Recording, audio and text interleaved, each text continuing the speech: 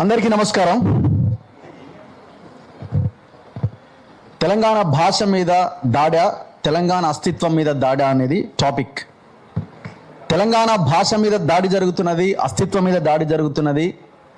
తెలంగాణ విధ్వంసం జరగడంలో ఎవరైతే పాత్ర పోషిస్తున్నారో వాళ్ళందరూ ఈ భాష మీద, అస్తిత్వం మీద దాడి చేస్తున్న వాళ్ళే.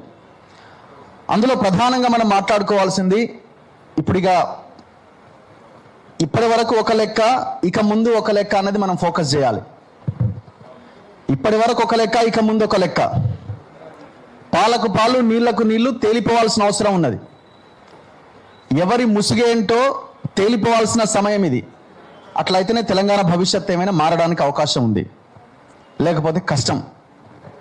ఇట్లాంటి రౌండ్ టేబుల్లు, ఇట్లాంటి ప్రెస్ మీట్లు, మీటింగ్లు మనం పెట్టుకుంటూ వెళ్తూనే ఉంటాం, కానీ ఎక్కడా కూడా మార్పు రాదు. మార్పు రావాలంటే క్లారిటీతో ఉండాల్సిన అవసరం ఉంది. మనం తెలంగాణ భాష మీద, అస్తిత్వం మీద దాడి చేస్తున్నోడే తెలంగాణని విధ్వంసం చేసిండు. గమనించండి, తెలంగాణలో విద్యా వ్యవస్థ నాశనం కావడానికి కారణం ఎవడు? భాష మీద, అస్తిత్వం మీద దాడి చేస్తున్నోడే కదా. తెలంగాణలో ఫార్మా ఇండస్ట్రీ వేళ్ళునుకుపోయి తెలంగాణ వాతావరణాన్ని, తెలంగాణ చెరువులని, తెలంగాణ పర్యావరణాన్ని పొల్యూట్ చేసినోడు ఎవడు? వ్యవస్థను మొత్తం ఆగం చేసినోడు ఎవడు? భాష మీద, అస్తిత్వం మీద దాడి చేసినాడు కదా ఈ విధ్వంసానికి కారణమైంది. తెలంగాణ హెల్త్ వ్యవస్థను మొత్తం నాశనం చేసినాడు వాడు. ప్రజారోగ్యాన్ని, ప్రభుత్వ ఆరోగ్యాన్ని, ప్రజలకు ఆరోగ్యం లేకుండా చేసినాడు వాడు.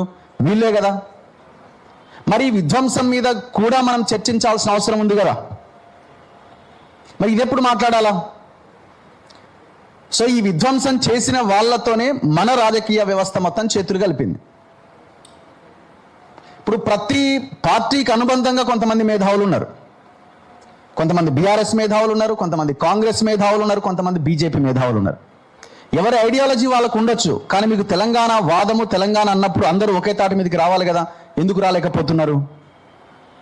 అందరూ ఒకే తాటి మీదకి వచ్చినప్పుడు, అందుకే అంటున్నాం, ఇప్పటి వరకు ఒక లెక్క, ఇక ముందు ఒక లెక్క. అందరూ కలిసి తెలంగాణ కోసం కొట్లాడినప్పుడే, తెలంగాణ వాదం అనే చర్చ వచ్చినప్పుడు, అందరూ కలిసినప్పుడే ఈ సమాజం మారడానికి ఏమన్నా అవకాశాలు ఉంటాయి. ఫర్ ఎగ్జాంపుల్, ఇప్పుడు పవన్ కళ్యాణ్ తెర మీదకి వచ్చి మీ అయ్యా జాగీరా అన్నాడు. అందరూ మాట్లాడిరు, బీఆర్ఎస్ వాళ్ళు మాట్లాడిరు, కాంగ్రెస్ వాళ్ళు కాంగ్రెస్లో ఒక మంత్రి అయితే తొడలు కొట్టిండు, ఎగిరిండు, దుంకిండు. బీజేపీ వాళ్ళు సరే, వాళ్ళు పవన్ కళ్యాణ్ సపోర్ట్ చేసిన ఒకరిద్దరు తెలంగాణ వాళ్ళు, అందులో కూడా అట్లా అంటాడని మాట్లాడిన వాళ్ళు కూడా ఉండొచ్చు. కానీ ఇదే పవన్ కళ్యాణ్ మీ అయ్యే జాగీరా అన్నందుకేమో అంత పెద్దగా రెస్పాండ్ అయ్యారు. తప్పే అది, అట్లా అనకూడదు. అన్నోని ఖచ్చితంగా కడిగి పారేయాల్సిందే. కానీ అదే పవన్ కళ్యాణ్ 10 ఎకరాల చెరువు కబ్జా పెట్టిండు. ఎవరెందుకు మాట్లాడాడు? ఎవరెందుకు మాట్లాడరు? కాంగ్రెస్ మాట్లాడిందా? వాళ్ళ చేతిలోనే ఉంది ప్రభుత్వం. ఎగిరి దుంకిన మంత్రి ఏమన్నా మాట్లాడే ప్రయత్నం చేసిండా? పవన్ కళ్యాణే అన్నాడు కదా, రేవంత్ రెడ్డి చెప్తున్నా వీలైతే తీసేసుకో, నేను ఒకవేళ కబ్జా చేస్తే అని. మరి ఎక్కడ పోయింది మీరంతా? బీఆర్ఎస్ మాట్లాడిందా? బీఆర్ఎస్లో ఎవరైనా పవన్ కళ్యాణ్ 10 ఎకరాల చెరువు సంగతి చెప్పాయని అడిగిరా? లేదు కదా. బీజేపీ వాళ్ళు అడిగిరా? లేరు కదా. మరి మీ అయ్యే జాగీరా అన్నందుకు అంతెత్తున లేచిన వాళ్ళు 10 ఎకరాల చెరువును కబ్జా చేస్తే ఎందుకు మాట్లాడలే? ఇట్లా ఎన్ని చెప్పాలో అని చెప్పొచ్చు. ఇప్పుడు 373 ఎకరాల నాదర్గుల్ భూముల విషయంలో కూడా సేమ్ అదే. ఏ పార్టీ దీని మీద నోరు విప్పదు. కబ్జాలు చేస్తున్నవాడు ఎవడు? ఇదే భాష మీద, ఇదే అస్తిత్వం మీద దాడి చేస్తున్నాడే కదా. అందులో కూడా తెలంగాణ రైతులను రోడ్ల పాలు చేసిర్రు, అందులో ఉన్న చెరువుని ఖతం చేసిర్రు, అందులో లింగమయ్య గుట్టని ఖతం చేసిర్రు, పెద్ద జాతర జరిగేది. మరి అందులో కూడా ఈ భాష మీద, అస్తిత్వం మీద దాడి చేసినోడే ఉన్నాడు కదా. మరి ఇక్కడెందుకు కలిసి రావట్లే? ఇక్కడెందుకు మాట్లాడట్లే?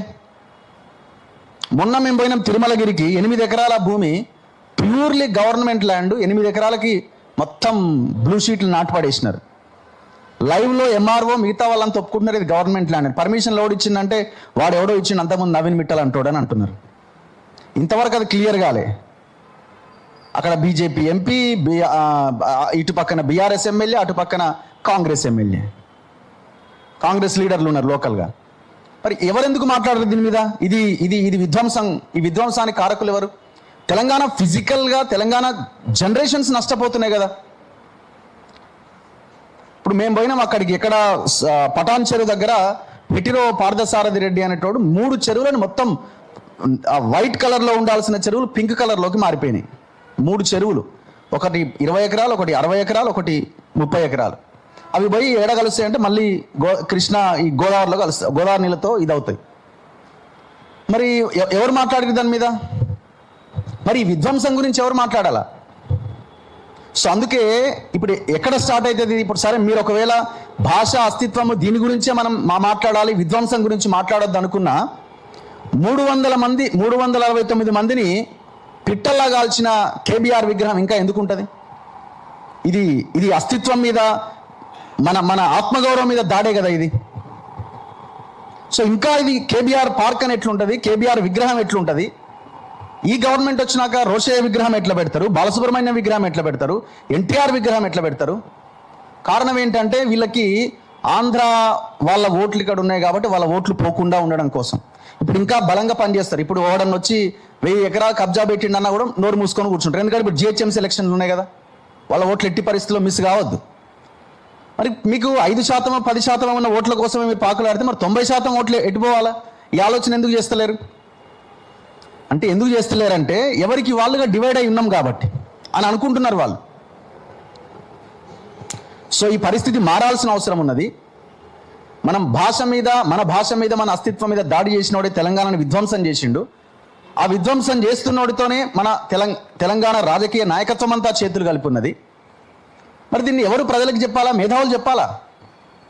అసలు మేధావులు అనే వాళ్ళు ఎక్కడున్నారు అన్నది ఆలోచించుకోవాలా. ఎటువైపు ప్రజల వైపు ఉన్నారా, తెలంగాణ వైపు ఉన్నారా? మీరు మాట్లాడే ఏ పదంలో, ఏ వాక్యంలో, ఏ మాటలో కూడా తెలంగాణ లేదు. ఉంటే కాంగ్రెస్ ఉంది, ఉంటే బీఆర్ఎస్ ఉంది, ఉంటే బీజేపీ ఉన్నది. సో ఎప్పుడైతే తెలంగాణ వచ్చి చేరుతుందో మీ మనసుల్లో, అప్పుడు ఈ తెలంగాణ మారుతుంది. ఇప్పుడు నిరుద్యోగుల అంశం ఉన్నది, ఎంత పెద్ద సమస్య అది. పచ్చి మోసం చేసింది కాంగ్రెస్. ఏడాదికి 2 లక్షల ఉద్యోగాలు ఇస్తామని చెప్పి తర్వాత మాట మార్చి మేమెక్కడన్నామని మాట్లాడి, సంవత్సరం కింద రేవంత్ రెడ్డి అన్నాడు 70,000 ఉద్యోగాలు ఇచ్చినా ఇంకొక 40,000 ఇస్తాం, ఒక్క 2 నెలలు అయితే పడతాయి అన్నాడు. 40,000 లేదు, 4,000 కూడా లేదు.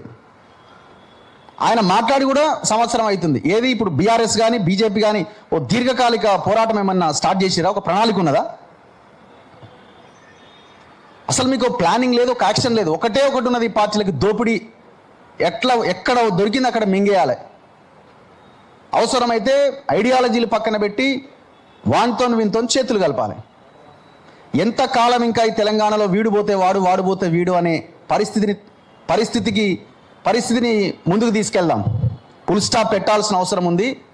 వీళ్ళు మన తెలంగాణ సమాజాన్ని, భవిష్యత్తుని మార్చే నాయకులు కాదని, పార్టీలు కాదని తేలిపోయింది.